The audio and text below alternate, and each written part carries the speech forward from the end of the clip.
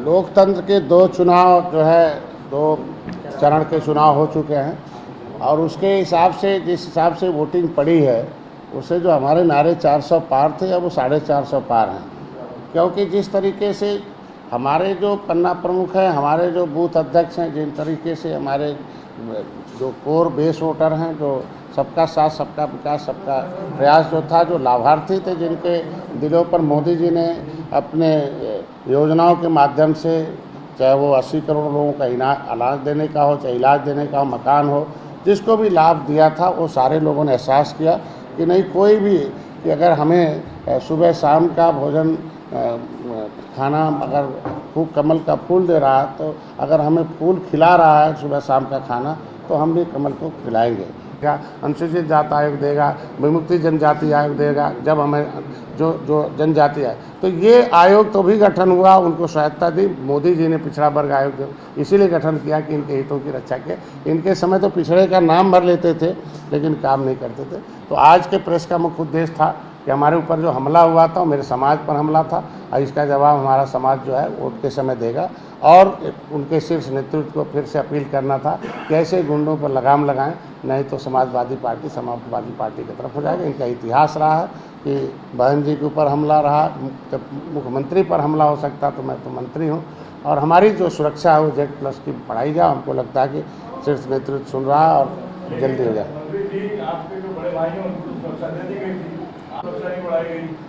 नहीं, अभी जब से हमला हुआ तब से लोकल पुलिस की सुरक्षा हमारी बढ़ा दी गई है और ऐसा नहीं कहा जा सकता। लेकिन हमें दूसरे प्रदेशों में आना जाना पड़ता है तो प्रदेश की सुरक्षा दूसरे प्रदेशों में शून्य हो जाती है। तो निश्चित रूप से हमें सेंट्रल हम उनके राष्ट्रीय अध्यक्ष हैं, प्रदेश राष्ट्रीय स्तर पर मछुआरों का नेतृत्व करते हैं, हम दूसरे प्रदेशों में पार्टी खड़ी बड़ी है, तो हमें केंद्र से सुरक्षा मिले जिससे हम सुरक्षित रहें। चूँकि हमारे जितने नेता रहे हैं, महेंद्र सिंह राजपूत, धनीराम वर्मा, रघुवर दास वर्मा, मनोहर लाल जयपाल कश्यप, जोरी बेद, हमारे जो पूरन देवी, जमुना निषाद, ये जितने नेता रहे हैं पिछली सरकारों ने क्या करें, निश्चित रूप से उन्हें मैंने गृह मंत्री को पत्र लिख रखा कि हमें हमारी सुरक्षा केंद्र से दी जाए और उस पर विचार करने के लिए मिला भी था गृह मंत्री से और गृह मंत्री ने आश्वस्त किया था मैं जल्दी करवा दूंगा।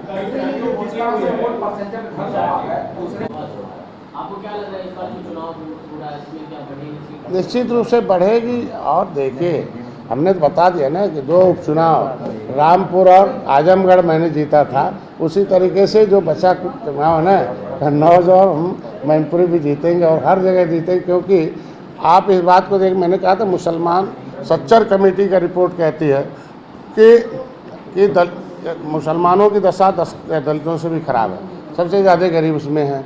अगर मुसलमान को हम खाना खिला रहे हैं और वो भी अगर कमल खिलाने के लिए सोच रहा तो क्या वो कह रहा भाई हमारा है कौन, इलाज करा रहा, मकान दे रहा, खाना दे रहा। तो अब वो नेताओं के चक्कर में नहीं, अब देखे होंगे कि किस तरीके से वो भी वोट में कुछ न कुछ % हमें कर रहा है। वहाँ एक्चुअल में वो रेल, देखिए, जब से वहाँ वह जो व्यक्ति है वो पहले भी निषादों पर वहाँ बहुत हमला हो चुका है और कई बार वहाँ कर चुका है, उसके खिलाफ कार्रवाई हुई है। और वो वहाँ चूँकि कसरवल कांड ही एक ऐसा, कसरवल जो आंदोलन हुआ था उसी के बाद से समाजवादी पार्टी का सत्ता से दूर होना शुरू हुआ, निषाद दूर हो गए।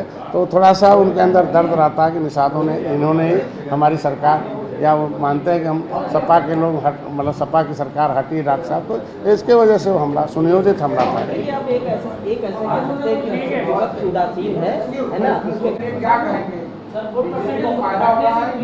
निश्चित रूप से फायदा है कि विपक्ष के पास कोई, विपक्ष एकदम उदासीन है, उनके वोटर उदासीन है।